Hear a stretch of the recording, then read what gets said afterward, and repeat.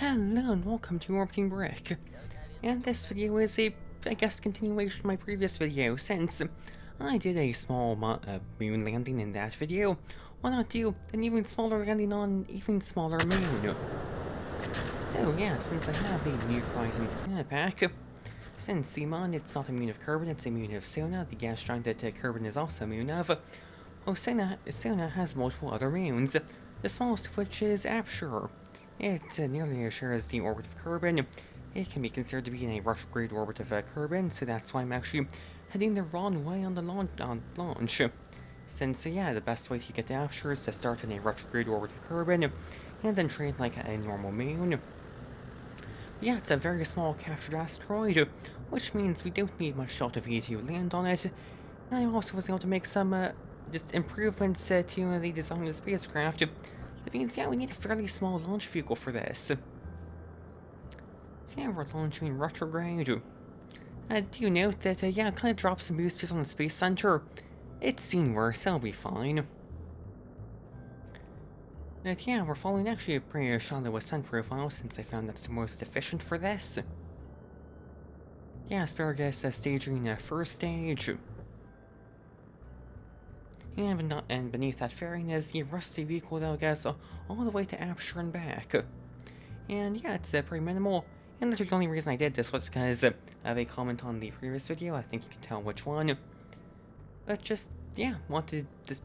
Again, there's definitely ways to do this more efficiently. And I think when I have more time, it'd be nice to do something that's actually like a efficient design.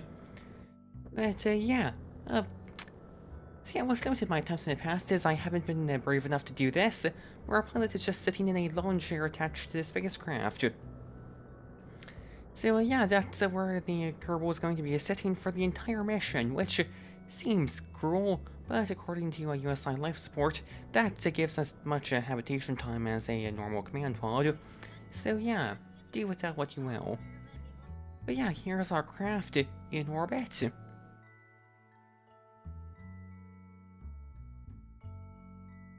And so now, yeah, we do our transfer to Aptur, which, like I said, it's as you would do to any other moon, though since Aptur is inclined, yeah, it's as you would do for an inclined moon. Yeah, already just a pretty standard prograde burn gets us a nice close approach, if we fine-tune it a bit. So yeah, we'll do a mid-course correction to get the correct inclination. But yeah, we begin our burn, starting off with that second stage, and then shifting over to the main transfer stage. And we'll actually expand the first set of drop tanks on it, which just now. And then note the I blanked on the name for a bit, Terrier engine. Well, since I have engine igniter, we only have 8 ignitions of it, so yeah, we have to be very conservative with our burns. That's why I'm also using a bunch of RCS. So yeah, we now time warp away from Kerbal.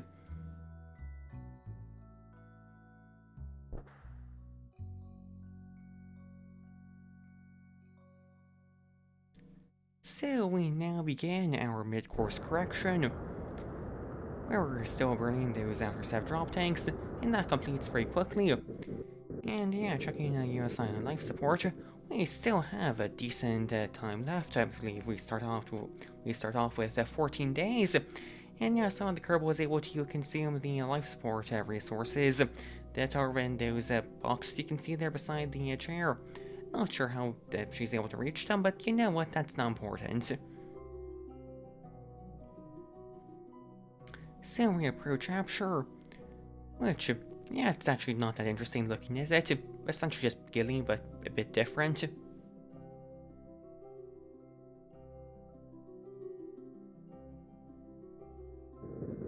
But we do our orbital insertion burn.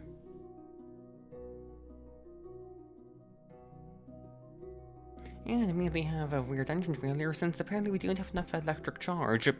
We in fact do, and I'm not sure why Engine Igniter says that, considering I again have enough electric charge.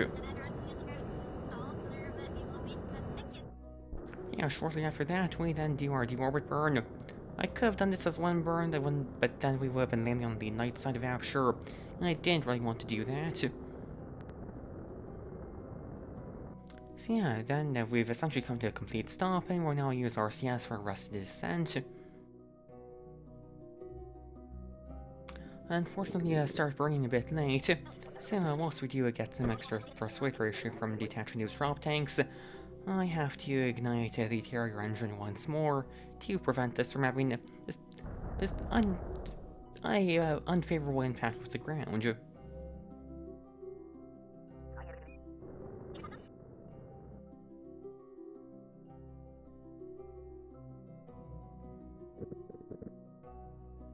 Yeah, we can fairly gently come down, and there we go. And we now have to contend with the craft tipping over and now rolling down this hillside. Because, yeah, the sole reaction wheel, that gyro you see there, isn't enough to keep the craft from rolling. So, yeah, we quickly plant a flag, whilst the craft continues to just roll away. Yeah, we now have to chase after it once we are done with the flag planting.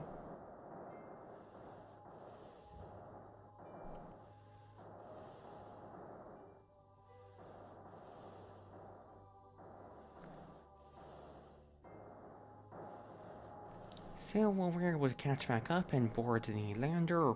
I guess yeah, it's a lander. And after now, there was multiple attempts at this takeoff, since some of them just got destroyed due to interaction with the ground. Some of them got Kraken attacks somehow. Well, in this attempt, you see, I'm trying to seesaw the craft up, and if just at some point we're able to just get enough leverage to get off the ground, there we go. And yeah, now trying to ignite the engine. And yeah, then that happens, which it's not terminal since the Kerbal survives, but yeah, not ideal. Well, on a second attempt, we actually do get upright, and we can start heading off the ground, and can ignite the engine. Hopefully. There we go. And I just burn straight up since, okay. So my idea was I'll just burn upwards, and then do just one maneuver that'll get us back to Kerbin, since, again, Aptur can be assumed to be a moon in retrograde orbit of Kerbin, so therefore we can just do a fairly simple maneuver to get back to Kerbin, and somehow that actually works out. As you can see, that just pointing prograde on that maneuver there. And I'll make some more adjustments to it, but from that one maneuver alone, we're able to get a nice Kerbin periapsis. You can see us burning here.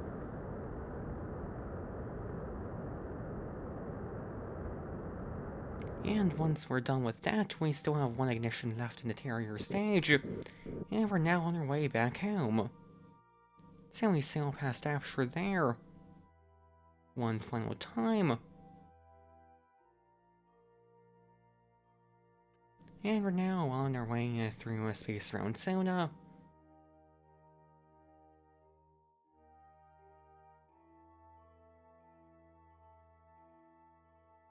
And soon we approach Kerbin. As you can see, we actually have a fairly nice encounter. We're going a fairly low speed, well, relatively speaking, at Kerbin periapsis. So the heat shield that's the 1.25 meter diameter heat shield is sufficient for our Kerbal to survive, although this is perhaps the riskiest re-entry I've done. In fact, I'll actually switch to the Kerbal's perspective using a whole cam VDS. And yeah, you now get to see this re-entry in a perspective that you're probably not supposed to see a re-entry from.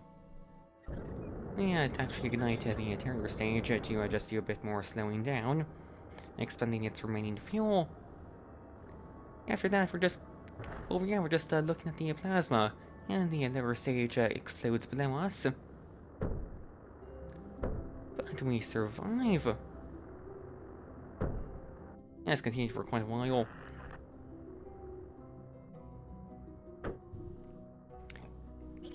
And yeah, we now need to do a Vostok-esque bailout, since the only parachute is the one on the Kerbal, and that's not sufficient to slow the entire craft down. now we bail out. And can safely touch down in this somewhat grassy field.